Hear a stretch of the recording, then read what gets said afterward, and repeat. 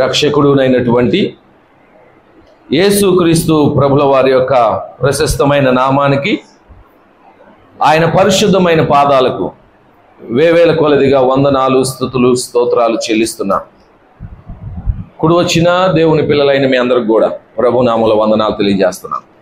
దేవుని నామానికి మహిమ కలుగును గాక. హల్లెలూయా, హల్లెలూయా. మరి ఈ సమయంలో మీ మధ్యలో దేవుని వాక్యాన్ని పంచుకోవడానికి దేవుడు నాకు ఇచ్చిన కృపను బట్టి నేను దేవుణ్ణి ఎంతగానో స్తుతిస్తూ ఉన్నాను. మరి పరిశుద్ధ గ్రంథంలో నుండి కొద్ది నిమిషాలు శ్రద్ధగా మనందరము దేవుని మాటలు వినటానికి ఇష్టపడదాం. చూడండి, పరిశుద్ధ గ్రంథంలో ఉన్న వారందరూ కూడా పరిశుద్ధ గ్రంథాలు తెరచి చూద్దాం. సామెతల గ్రంథం 20వ అధ్యాయం. సామెతల గ్రంథం 20వ అధ్యాయం 9వ వచనం చదివి సహాయం చేయండి. నా హృదయమును శుద్ధపరుచుకొని ఉన్నాను, పాపము పోగొట్టుకొని పవిత్రుడనైతిని అనుకొనదగిన వాడెవడు. నేను మరలా చదువుతున్నాను. సామెతల గ్రంథం 20వ అధ్యాయం 9వ వచనం. నా హృదయమును శుద్ధపరుచుకొని ఉన్నాను, పాపమును పోగొట్టుకొని పవిత్రుడనైతిని అనుకొనదగిన వాడి ఎవడు? Question mark. పరిశుద్ధ గ్రంథంలో, సామెతల గ్రంథంలో అయినా ఇంకా చాలా గ్రంథాల్లో ప్రశ్నార్థకంగా చెప్పబడినటువంటి విషయాలు చాలా ఉన్నాయి.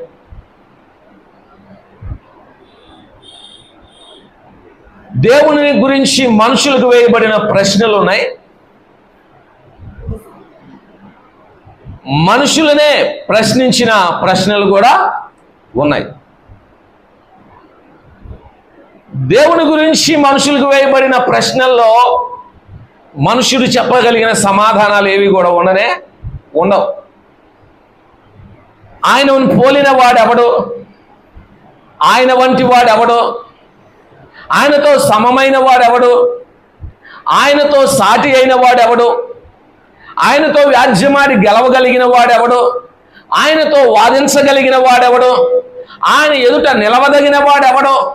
ఇవన్నీ ఇలాంటి ప్రశ్నలు దేవుని గురించి మనుషునికి సంధించబడితే మనుషుని దగ్గర సమాధానం ఉండదు. ఎందుకంటే నిజమే, ఇవన్నీ కూడా దేవుని దగ్గర నిలవదగిన వాడు కానీ, ఆయన్ని ఎదురాడి వ్యాజ్యమాడి నిలవదగిన వాడు కానీ, ఆయన వంటి వారు కానీ, ఆయనను పోలిన వారు కానీ, ఆయనతో సమమైన వారు కానీ ఈ లోకంలో ఎవరు కూడా ఉండరు. ప్రియమైన దేవుని బిడ్డలారా, అయితే మనుషునికే ప్రశ్నించబడిన, సంధించబడిన కొన్ని ప్రశ్నలు పరిశుద్ధ గ్రంథంలో ఉన్నాయి. ఈరోజు మన వాక్యాంశంలో చదవబడిన ఆ వాక్యము కూడా మనందరికీ వేయబడిన ప్రశ్నే. కొన్ని ప్రశ్నలు మీకు చూపిస్తాను పరిశుద్ధ గ్రంథంలో. ఒకసారి చూడండి, కీర్తనల గ్రంథం 15వ కీర్తన 1వ వచనం ఒకసారి చదవండి. కీర్తనల గ్రంథం 15వ కీర్తన 1వ వచనం. యెహోవా నీ గుడారములో అతిథిగా ఉండదగిన వాడెవడు? నీ పరిశుద్ధ పర్వతం మీద నివసింపదగిన వాడెవడు? ఇక్కడ కూడా ప్రశ్నలు ఉన్నాయి. ఏమన్నా, ఇక్కడ కూడా ప్రశ్నలు ఉన్నాయి.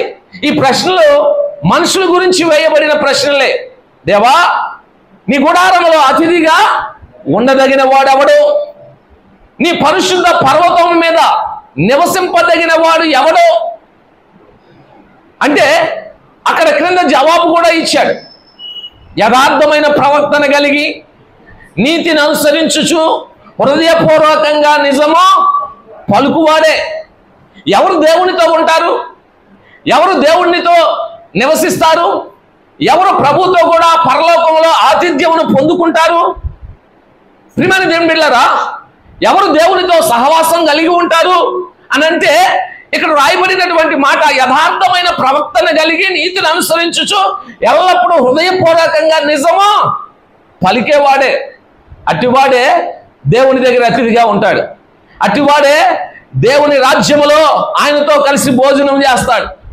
అట్టివాడే ప్రియమైన దేవుని బిడ్డలారా ఆయనతో నివసింపదగినటువంటి వాడు అని దేవుని వాక్యము స్పష్టంగా తెలియజేస్తా ఉంది. మరొక మాట కూడా మీకు తెలియజేస్తాను, చూడండి. అదే కీర్తనల గ్రంథం 19:12 ఒకసారి చదవండి. 24:3 ఒకరు చదవండి. తన పొరపాటులు కనుగొనగలిగిన వాడు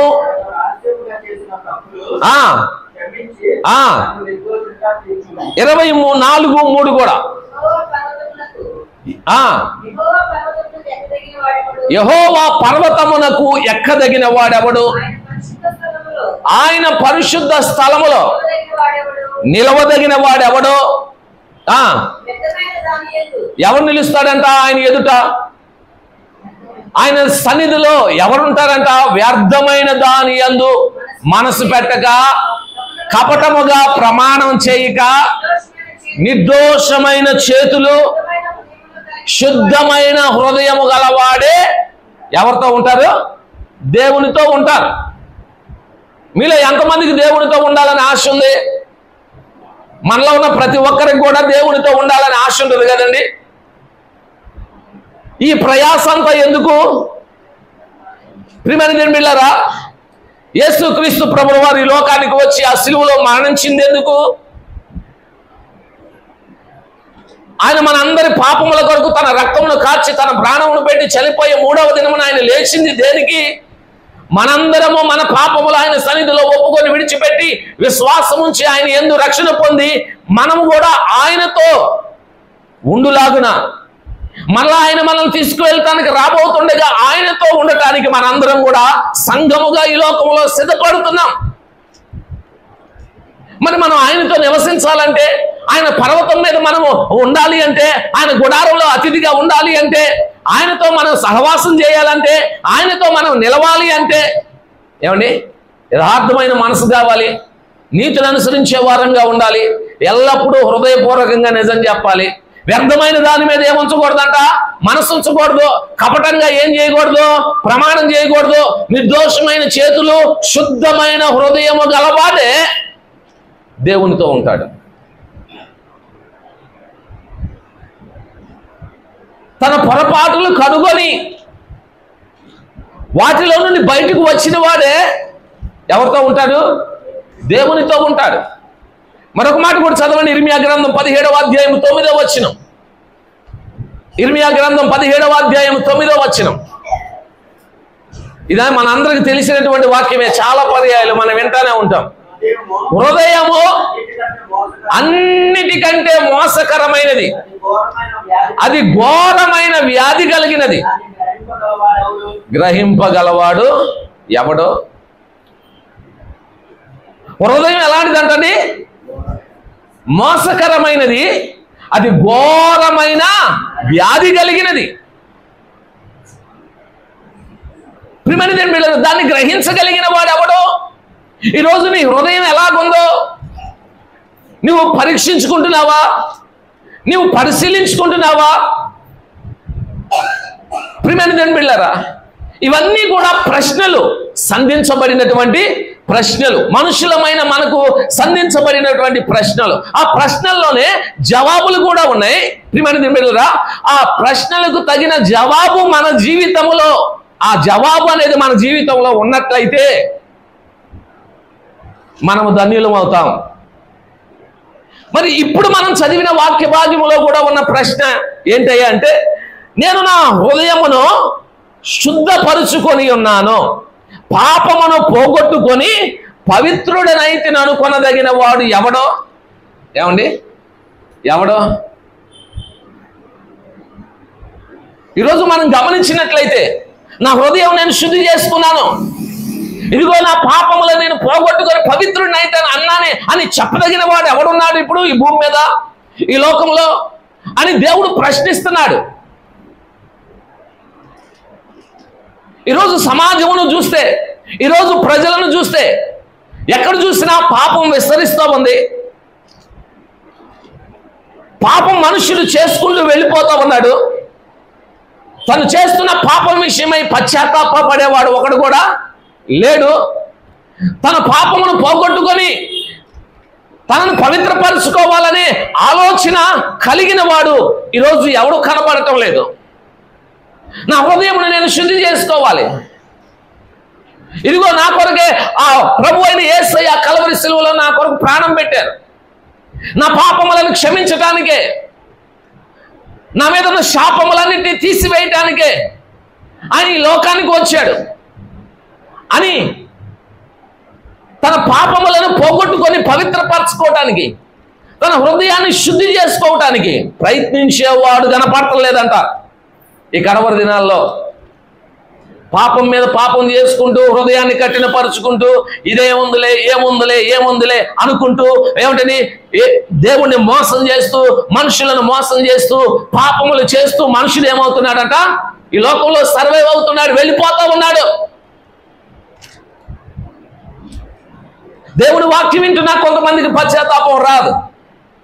దేవుని మందిరానికి వస్తున్నా ఏమంటని తాను చేస్తున్న పాపం విషయంలో ఏమంటని దిగులైనా, చింత అయినా, వేదన అయినా, బాధ అయినా కొందరికి కలగదు.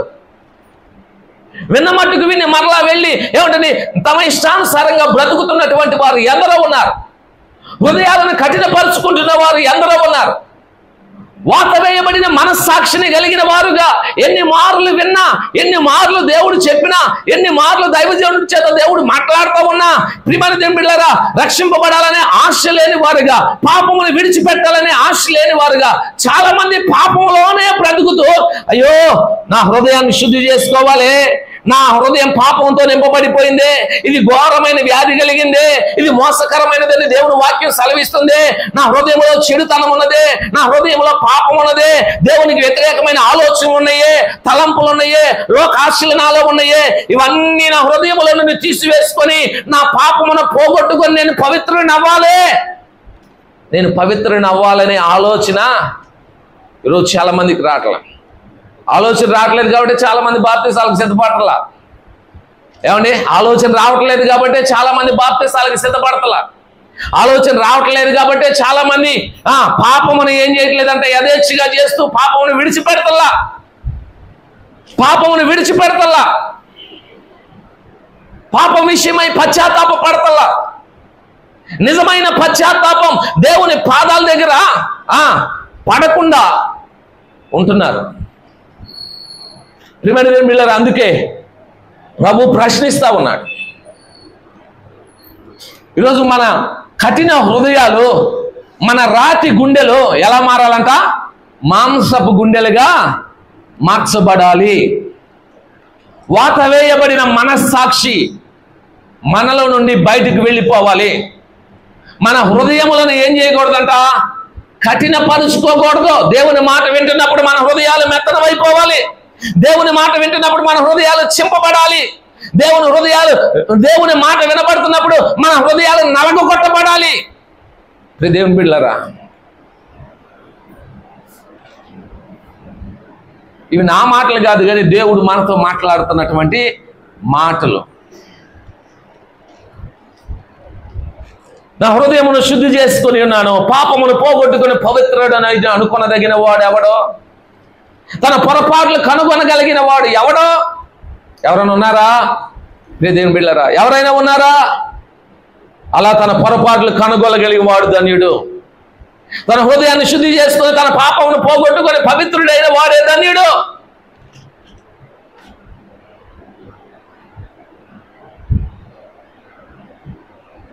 ఈరోజు మన పాపములను మనము విడిచిపెట్టి ప్రభు పాదాల దగ్గర ఒప్పుకొని క్రీస్తు రక్తములో కడగబడి రక్షణ పొందవలసిన వారమై ఉన్నాం. రక్షణ పొందిన మనం పాపములో పడిపోకుండా, పాపములో మరల కొనసాగకుండా ఎప్పటికప్పుడు దేవుని వాక్యము చేత మనల్ని మనం కడుక్కుంటూ, ప్రార్థనలో మనం కడుక్కుంటూ, పశ్చాత్తాపడుతూ, పాపం మనకు అంటకుండా మనం శుద్ధ హృదయాలు కలిగిన వారంగా పవిత్రంగా దేవుని సన్నిధిలో జీవించడానికి ఎల్లప్పుడూ మనం ఏం చేయాలంట? ప్రయాసపడాలి.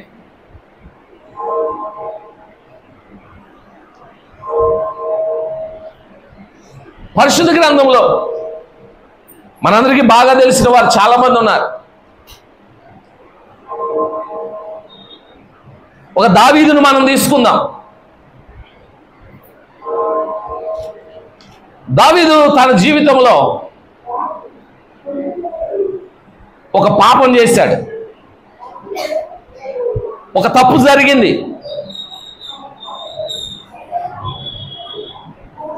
అది ఎలా అయినా జరగనియండి, నేను రాజును కదా, నన్ను అడిగించేవాడు ఎవరు అని అనుకుని ఉండొచ్చు.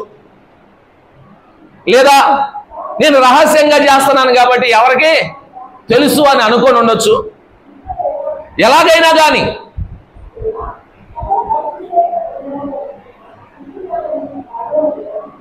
దావీదు పాపం చేశాడు. అయితే దేవుడు నాతాను అనే ప్రవక్తను పంపించి, దావీదు నువ్వు పాపం చేసావయ్యా, నువ్వు తప్పు చేసావయ్యా, నువ్వు దేవుని మాట మీరేవయ్యా, నువ్వు దేవుడు చెయ్యొద్దు అన్న దానిని నువ్వు చేసావయ్యా అని ప్రవక్త ద్వారా దేవుడు ఏం చేశాడంట? హెచ్చరించాడు, గర్దించాడు.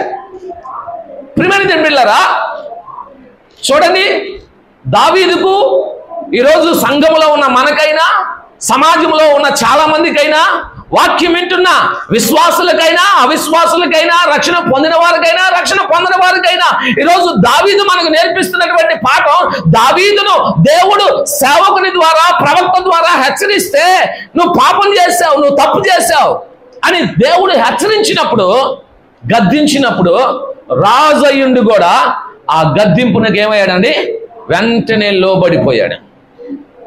నేను తప్పు చేశాను, నిజంగానే నేను పాపం చేశాను, నేను ఈ దేవుని ఎదుట నిలవలేను అని ప్రియమైన బిడ్డలారా, ప్రభు పాదాల దగ్గర మోకాళ్ళేసి కన్నీరు విడిచి దేవుని సన్నిధిలో తన పాపాన్ని ఏం చేశాడంట?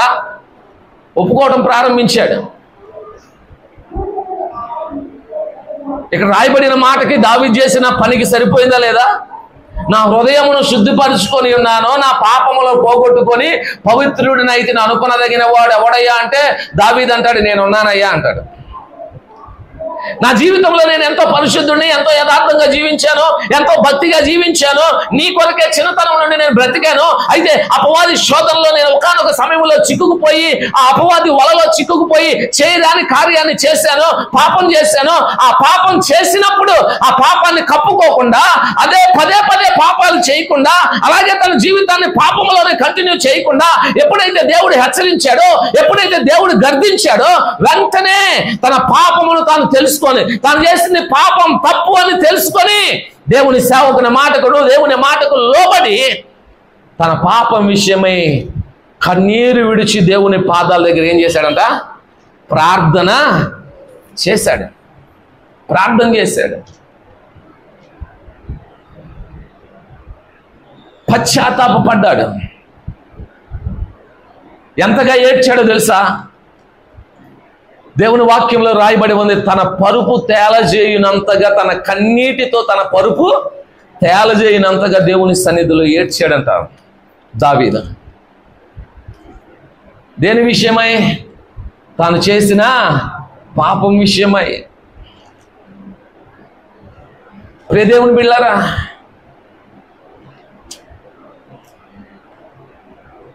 ఇది మరి ఎవరికి తెలియదే?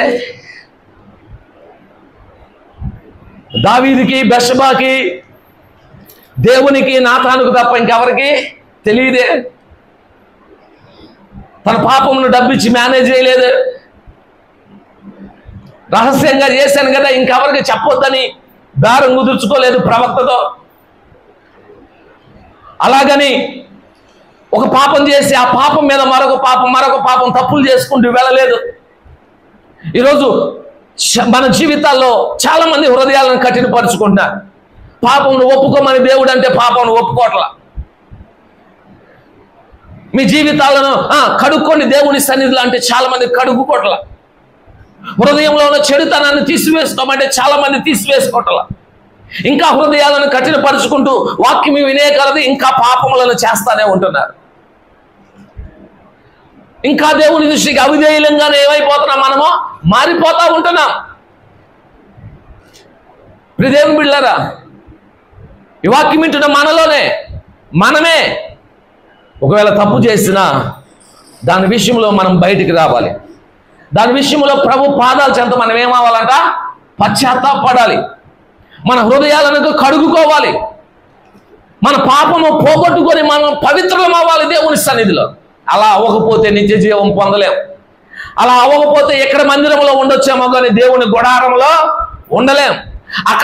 అలా ఉండకపోతే ఎక్కడ సహవాసంలో ఉండొచ్చేమో కానీ అక్కడ సహవాసంలో మాత్రం ఉండలేం.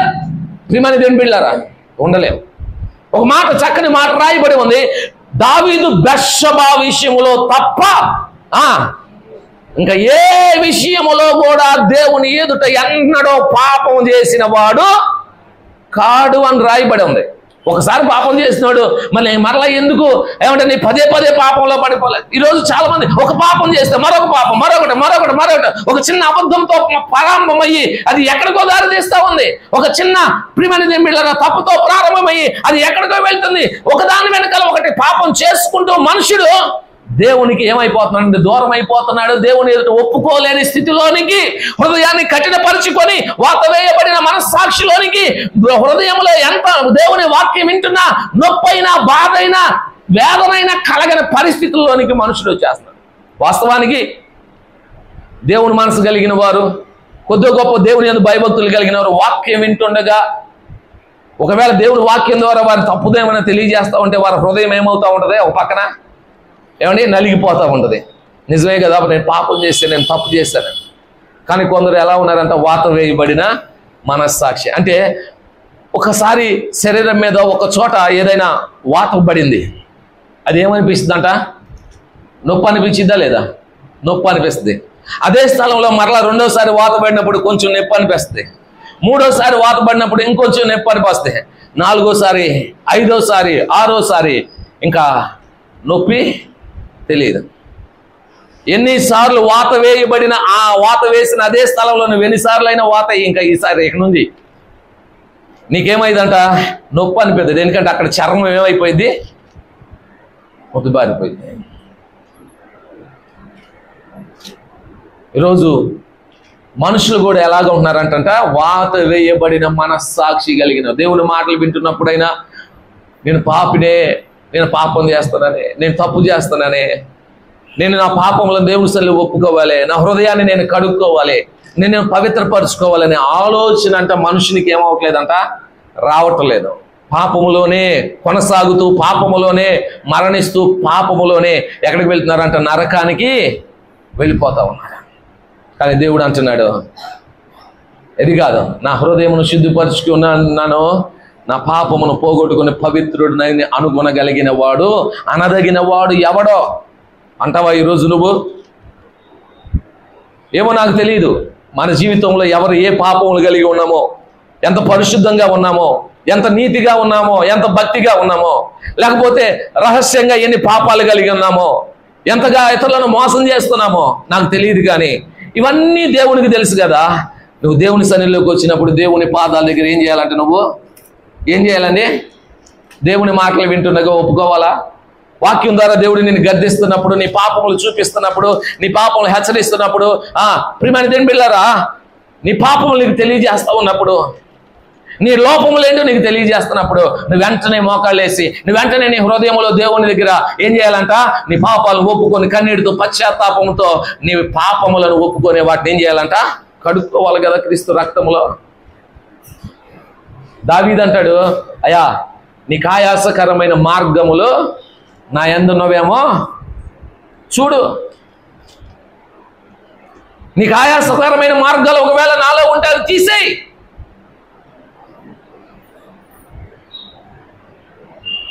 మోషే ప్రార్థన చేస్తాడు 91వ కీర్తనలో, మనందరికి బాగా తెలిసిన కీర్తనే కదా. దేవా నీ ముఖ కాంతిలో నా రహస్య పాపములు కనబడుతూ ఉన్నాయి. నా రహస్య పాపాలు కనపడుతున్నాయి ముఖ కాంతిలో. నా పాపములను నీ సన్నిధిలో ఒప్పుకుంటున్నాను, నా దోషములను కప్పుకొనగా నీ సన్నిధిలో ఒప్పుకుంటున్నాను. ప్రియమైన దేవుని బిడ్డలారా, భక్తులందరూ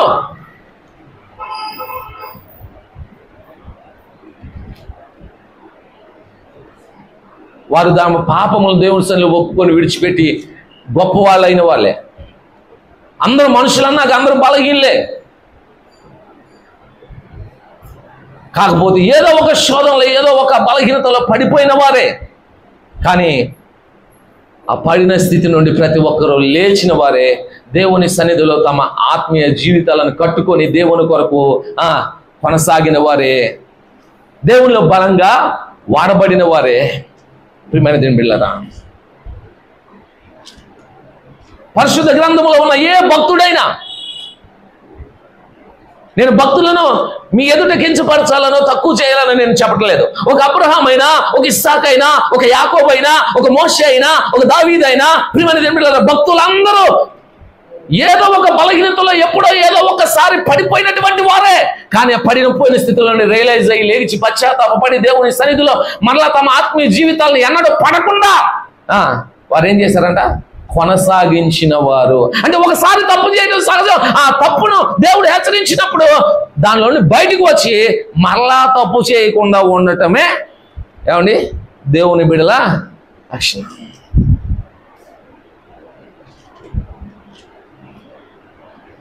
మనందరికీ బాగా తెలుసు, యేసుక్రీస్తు ప్రభులు వారి యొక్క 12 మంది శిష్యుల్లో ప్రాముఖ్యమైన వాడు ఎవరండి? ప్రధానమైన వాడు, ప్రాముఖ్యమైన వాడు. యేసుక్రీస్తు ప్రభులు వారి 12 మంది శిష్యుల్లో ప్రధానమైన వాడు, ప్రాముఖ్యమైన వాడు ఎవరండి? ఇంకా ప్రధానమైన వాడు, ప్రాముఖ్యమైన వాడు ఎవరు? పేతురు భక్తుడు. పేతురు గారి గురించి మనందరికీ బాగా తెలుసు.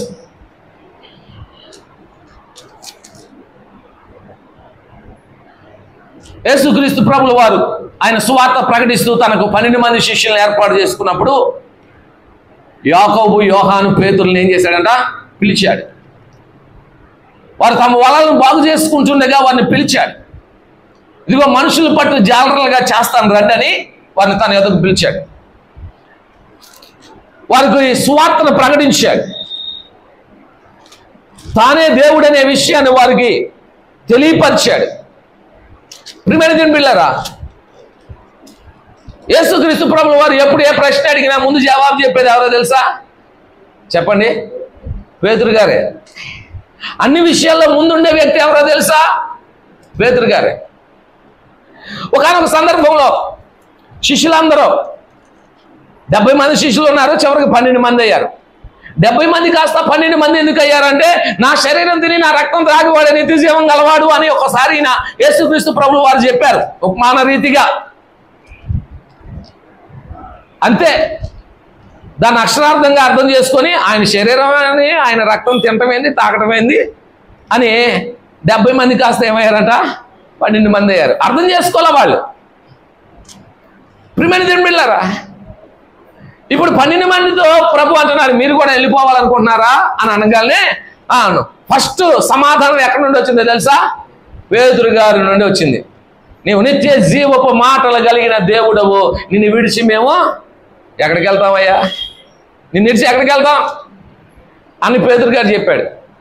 ప్రియమైన దేవుని బిడ్డలారా, ఒకానొక సందర్భంలో అర్ధరాత్రి వేళ వాళ్ళందరూ నావలో వెళ్తూ ఉండగా యేసుక్రీస్తు ప్రభువు వారు నేల మీద నడుచుకుంటూ వచ్చారు. నేనే భయపడొద్దని ప్రభు చెప్పిన తర్వాత వాళ్ళలో ఉన్న భయం పోయింది. ఇప్పుడు ఎవరికి రాని ఆలోచన ఎవరికి వచ్చిందంట? పేతురు గారికి వచ్చింది. అందరూ కామ్గా సైలెంట్గా ఉంటే, ప్రభువా నువ్వు నేల మీద నడుస్తున్నావు కదా, నేను కూడా నడుస్తున్నాను, నేను కూడా నడుస్తాను, నడువయ్యా రా అన్నాడు. నడిచాడు కూడా. ప్రియమైన దేవుని బిడ్డలారా, పరిస్థితులను బట్టి ఆ మునిగిపోతూ ఉన్నప్పుడు ప్రభు అతను లేపాడు. ఇదిగో మీలో ఒకటి నన్ను అప్పగించబోతూ ఉన్నాడు అని ప్రభు అన్నాడు. మీరందరూ వెళ్ళిపోతారు, నాకు దూరం అయిపోతారు, గొర్రెల కాపరిని కొడుదురు, గొర్రెలన్నీ చెదరిపోతాయి అని దేవుడు వాక్యంలో రాయబడినట్టుగా మీరు అందరూ చెదిరిపోతారంటే పేతురు గారు ఫస్ట్ సమాధానం వచ్చేది, వీళ్ళందరూ వదిలిపెట్టినా నేనేం చేయను, నేను వదిలిపెట్టను. ప్రభు అన్నాడు, నీ పని ఎట్టుందా? అందరికంటే ముందు నన్ను ఎరుగునని అబద్ధం ఆడేది నువ్వే. నా ప్రాణం పోయినా అలాగునా చేయనయా అని పేతురు చెప్పాడు. ఆ గడియ రానే వచ్చింది. యేసు ప్రభువును పట్టుకున్నారు, ఆయన శ్రమలకు అప్పగించారు, ఆయన న్యాయస్థానంలో నిలబడుతూ ఉన్నారు, ఆయనను కోడాలతో కొడుతూ ఉన్నారు. ఆయన శ్రమ పడుతూ ఉన్నప్పుడు అందరూ ఏమైపోయారంటండి? చెదరిపోయారు. పేతురు గారు కూడా చెదరిపోయాడు. పేతురు గారు కూడా దూరం నుండి ఆయనకి ఏం జరుగుతుందో అని చూస్తా ఉన్నాడు. ఇదిగో చలి కాల్చుకుంటున్న వాళ్ళ దగ్గరికి వెళ్ళాడు. ఒక చిన్నది చూసి, నువ్వు కూడా యేసు ప్రభువుగా ఆయన శిష్యుల్లో ఒకడవు కదా అంటే, ఆయన ఎవరో నాకు తెలియదు అన్నాడు. ప్రియమైన దేవుని ఇలా 3 సందర్భాల్లో ఏం చేశాడంటే, ఆయన నాకు తెలియదు అని చెప్పి 3వసారి అడిగినప్పుడు తాను శపించుకోవడం ప్రారంభించాడు. వెంటనే ఏం చేసిందని కోడి కూసింది. అప్పుడే ప్రభు ఆయన ముందుకు వెళ్తూ ఉన్నారు సిలువను మోస్తూ. పేతురు వైపు యేసు ప్రభు ఏం చేశారంట? చూశారు. ఆ చూపులోని పేతురు గారికి అర్థమైపోయింది, కోడికి మూయుకు మునిపే నన్ను ఎరగనని మొమ్మ నువ్వేం చేస్తావు? అబద్ధం ఆడతావు అని చెప్పిన దేవుడు మాటలు నెరవేర్చబడ్డాయి. తను అబద్ధం ఆడినందుకు పేతురు గారు హృదయం ఏమైపోయిందంటండి? పరితపించిపోయింది. ఏడ్చాడు, కన్నీరు విడిచాడు. అయ్యో, నేను ఏసైతోనే ఉండి, ఏసైతోనే తిని, ఆయనతో ఉండి, ఆయనతో పడుకొని, ఆయనతో సహవాసం చేసి, ఆయన మాటలు విని, ఆయన ఎక్కడ ఉంటే అక్కడికి వెళ్ళి ఆయనతోనే ఉండి, నేను ఆయన్ని ఎరగనని నేను అబద్ధం చెప్పానే, నేను తప్పు చేస్తేనే, నేను పాపం చేస్తేనే అని పేతురు గారు హృదయము పరితపించిపోయి ఎంత ఏడ్చాడో, ఎంతగా పశ్చాత్తాపడ్డాడో. ప్రియమైన దేవుని బిడ్డలారా,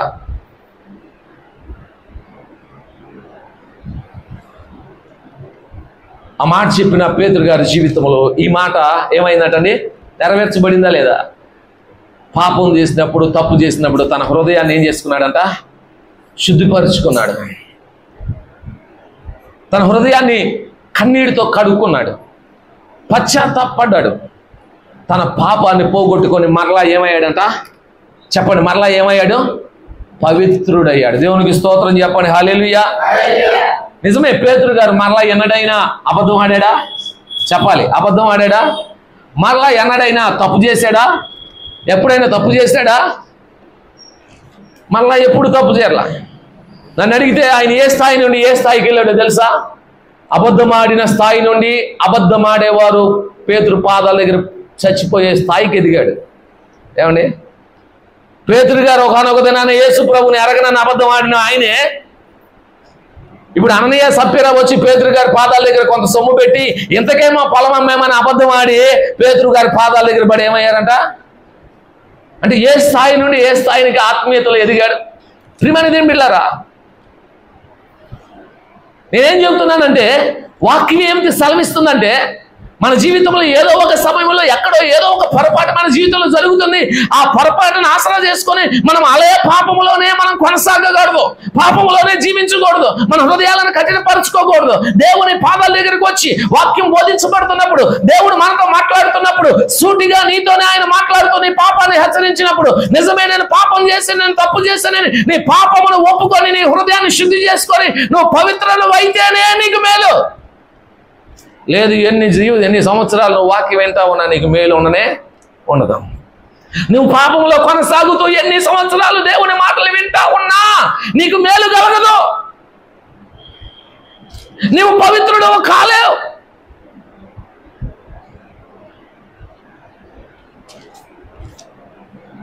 ఈ మోసకరమైన ఘోరమైన వ్యాధి కలిగిన ఈ హృదయమును గ్రహించి, ఏమండి, నీ హృదయములో ఉన్నటువంటి చెడుతనం అంతటిని, పాపం అంతటిని బయటికి తీసివేసుకొని నీ హృదయాన్ని కడుగుకొని దేవుని పాదాల దగ్గర నీ హృదయాన్ని ఏం చేయాలంట? శుద్ధి చేసుకోవాలి. పాపమును పోగొట్టుకొని మనం ఏమవ్వాలంట? పవిత్రులము అవ్వాలి. అయ్యా, నేను రక్షింపబడిన నాటి నుండి చాలా పరిశుద్ధంగా ఉన్నాను, నోటి మాటలో కూడా తప్పిపోలేదు అంటావా? ఆల్రెడీ దేవునికి స్తోత్రం. నువ్వు ఆల్రెడీ ధన్యురాలివే. ఏమండి, అలా చెప్పగలిగిన వాళ్ళు ఎవరైనా ఉన్నారా మీలో? నేను రక్షణ పొంది నోటి మాటలో కూడా ఇంతవరకు తప్పిపోలేదు అన్న వాళ్ళు ఎవరైనా ఉన్నారా?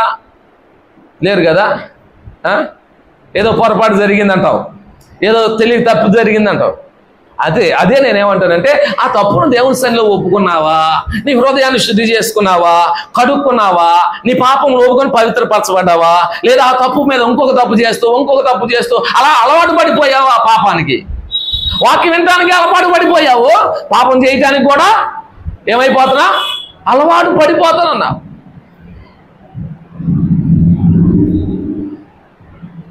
ఈరోజు కడవరి దినాల్లో దేవుడు వాక్యం ద్వారా దేవుడు మనతో తెలియజేస్తుంది అదే.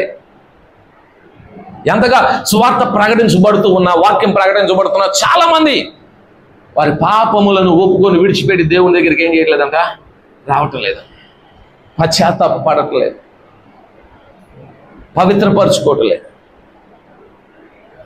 జీవితాలని ధన్యం చేసుకోవటం లేదు. ఈరోజు పరిశుద్ధాత్మ దేవుడు వాక్యం ద్వారా మనతో మాట్లాడుతూ ఉన్నాడు. నేను నా హృదయమును శుద్ధిపరచుకొని ఉన్నాను, నా పాపములను పోగొట్టుకొని పవిత్రుడు అయితే అనుకొనదగిన వాడు ఎవడయ్యా అంటే, ఒక దావీదు ఉన్నాడు, ఒక పేతురు ఉన్నాడు, ఒక తోమా ఉన్నాడు. ప్రియమైన దేవుని బిడ్డలారా, ఇలా చెప్పుకుంటే పరిశుద్ధ గ్రంథంలో వారందరూ కూడా వారి కలిగిన పొరపాట్లలో నుండి రియలైజ్ అయ్యి దేవుని కొరకు నిలబడిన వారే, దేవుని కొరకు జీవించిన వారే, దేవుని కొరకు బ్రతికినటువంటి వారే. పాపానికి మరలా అవకాశము ఇవ్వకుండా